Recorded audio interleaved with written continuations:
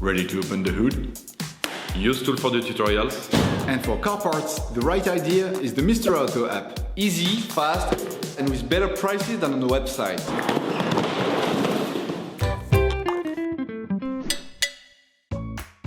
For this operation, get hold of the cabin filter that you will find in the video description. Turn your engine off and pull up the handbrake. The cabin filter is located on the passenger side under the glove box. By hand, unscrew the 2 plastic screws which hold the cover under the glove box in place. And remove it.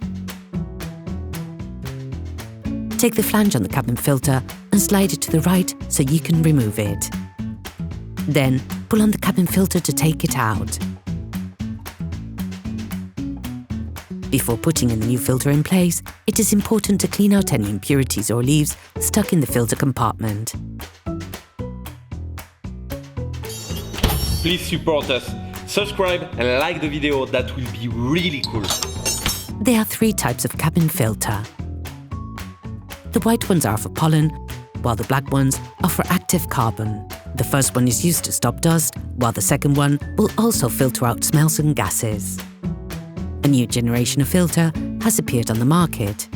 In addition to pollen and smells, this technology allows the filtration of very fine particles, often the cause of allergies. Even if they're a little more expensive, they are probably the best option.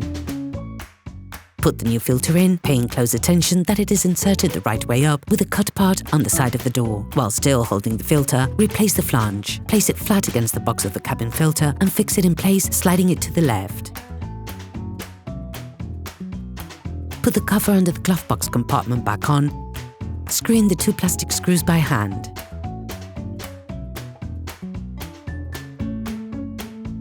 Operation completed. Hello, if this video helps you, like and subscribe.